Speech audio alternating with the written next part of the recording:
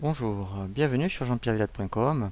Je vous propose un nouveau tutoriel sur EBP Devis Facture Pratique 2014 sur la personnalisation de vos devis et de vos factures.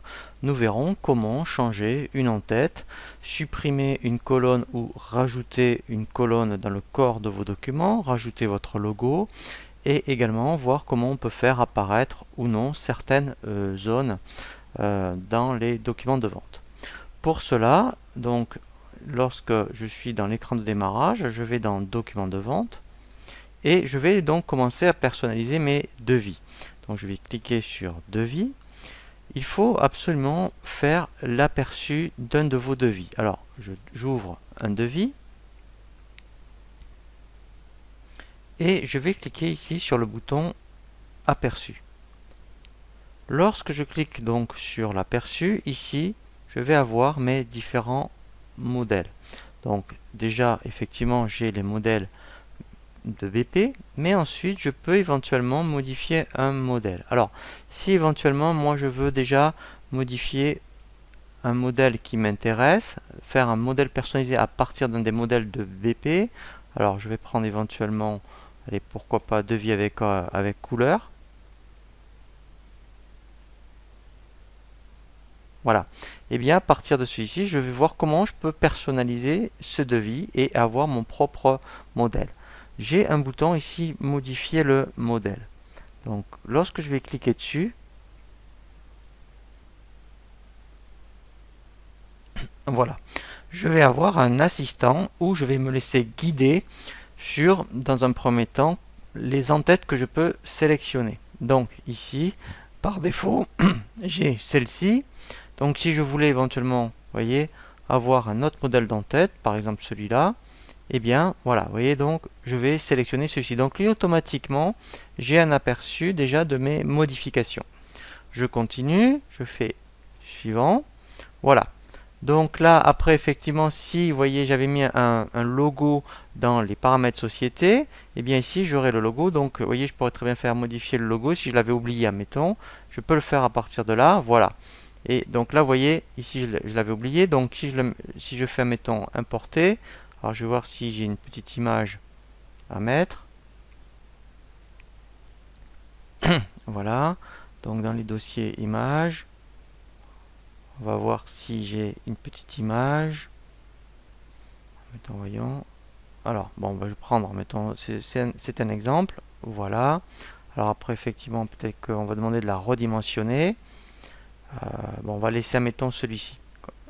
Là, je fais OK. Et là, vous voyez, lui, il le redimensionne automatiquement. Donc, ensuite, ici, vous voyez, je peux laisser cocher toutes les informations qui m'intéressent. Je peux éventuellement décocher. Et par rapport au client, voilà. Donc, si je cochais, admettons, alors que je voudrais indiquer le téléphone ou l'email, je pourrais le faire. Voilà. Et je pourrais aussi masquer certaines informations, comme le numéro de TVA ou le mode de règlement.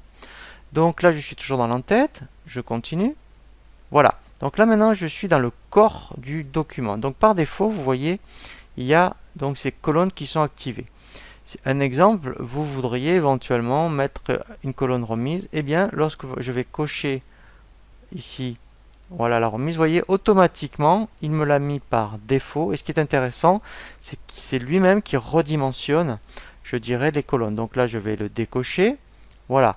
Si vous ne vouliez pas la référence article, admettons, donc si vous laissez que la description, je décoche code article.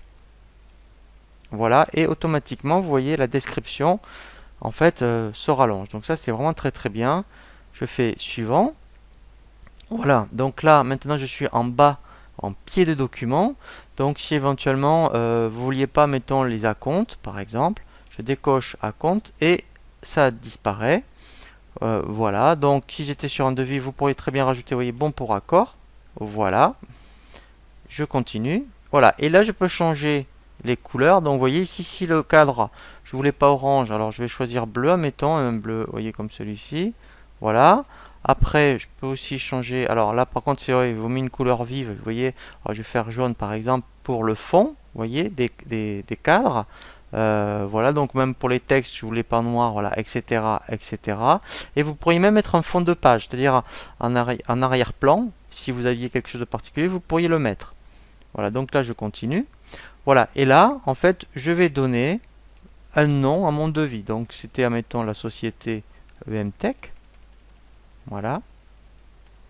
Et voilà, donc là, je lui donne un nom. Voilà, donc je vais la retrouver ensuite dans ma liste. Voilà, je n'ai plus qu'à faire lancer. Et là, il va créer mon modèle de devis. Alors, ce qui est intéressant, c'est que vous pouvez en faire plusieurs. Voilà. Et maintenant, si je regarde dans ma liste, voilà, vous voyez ici, j'ai bien mon devis EMTech. Et là, je vais voir toutes mes modifications. Voilà, et là au moins j'ai mon modèle par défaut. Donc c'est très facile, donc là on l'a fait pour le devis. Ensuite c'est le même principe sur les factures. Il suffit de double-cliquer sur une facture et il faut refaire ensuite, vous voyez, l'opération en faisant aperçu. Voilà, et pareil, vous choisissez un modèle et à partir du modèle que vous avez choisi, eh bien vous allez cliquer ensuite après sur l'option modifier le modèle.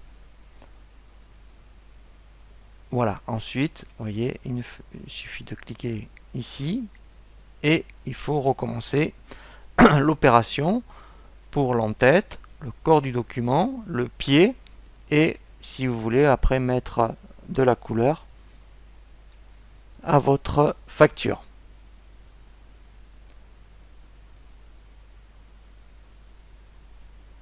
Voilà, et là, il suffit de recommencer l'opération. Je vous dis à très bientôt sur jeanpierrevillate.com pour un nouveau tuto.